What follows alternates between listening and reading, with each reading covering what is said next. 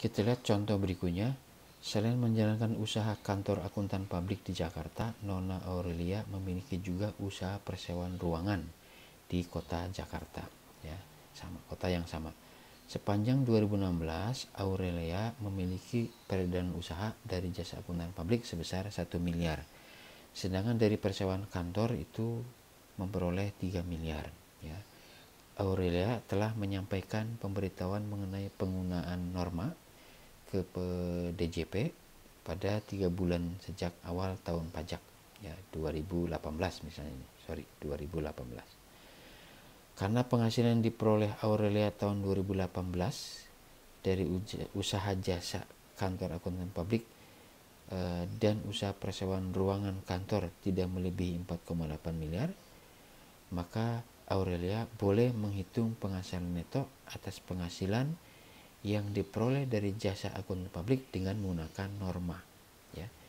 Jadi kan batasan norma tadi kan paling tidak lebih dari 4,8, ya, tidak lebih dari 4,8. Nah, Aurelia ini pendapatan brutonya adalah 1 miliar ditambah dengan 3 miliar, jadi 4 miliar. Jadi boleh menggunakan norma. Tapi tolong diingat bahwa norma hanya digunakan untuk penghasilan yang diperoleh dari pekerjaan bebas. Kalau sewa ruangan itu kan sudah kena PPh final sebesar 10%. Jadi perhitungan pajaknya yang menggunakan norma hanya yang dari kantor akuntan publiknya saja. Sementara dari persewaan ruangan ini adalah objek PPh final yang tarif pajaknya adalah 10%. Jadi atas sewa ruangan dia harus bayar pajak 10% kali 3 miliar, ya, dari persewaan ruangan. Totalnya berarti 300 juta. Sedangkan untuk jasa dari akuntan publik dihitung dengan menggunakan norma, maka perhitungannya sebagai berikut. Ya.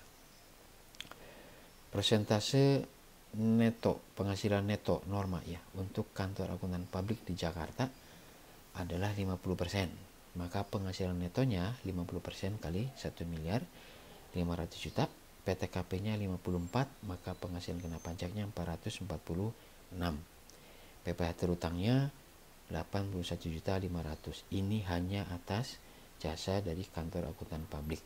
Sementara dari sewa ruangan seperti tadi sudah dijelaskan, dia bayar pajak final sebesar 10% kali 3 miliar 300 juta. Jadi total jadi untuk tahun 2018 Aurelia membayar pajak total adalah 81.500 dari jasa kantor akuntan publik dan 300 juta dari persewaan ruangan.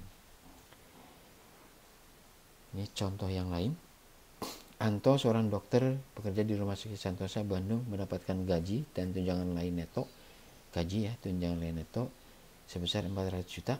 Kemudian PPh 21 dipotong di rumah sakit tersebut, itu 75.250. Selain itu yang bersangkutan juga membuka praktek di Jalan Citarum, Bandung, penerimaan brutonya 500 juta.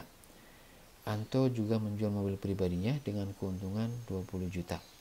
Istrinya membuka usaha rumah makan di Cimahi dengan peredaran bruto 200 juta setahun. PPh terutang Anto tahun 2018 apabila penghasilan istri digabung dengan suami, maka perhitungannya sebagai berikut. Penghasilan neto untuk jasa dokter 45% dari praktek, ya, 45% kali 500 juta, 225 juta. Kemudian gaji dan tunjangan lain ini tidak perlu dikalikan dengan norma karena ini adalah penghasilan neto dari gaji, ya, 400 juta. Keuntungan juga sudah net, jadi tidak perlu dikali dengan norma, ini 20 juta. Sehingga penghasilan neto untuk 2018 adalah 645. PTKP-nya 58.500. Penghasilan kena pajaknya 586.500. PPh terutangnya 129.050. Kemudian boleh dikurangi dengan PPh 21 yang sudah dipotong di rumah sakit 75.250. PPh kurang bayarnya ini 45.700. Untuk penghasilan istri dari dari rumah makan itu masuknya ke PP 23, ya, ke PP 23. Untuk yang sekarang tarifnya 0,5%, ya, kali dengan omset.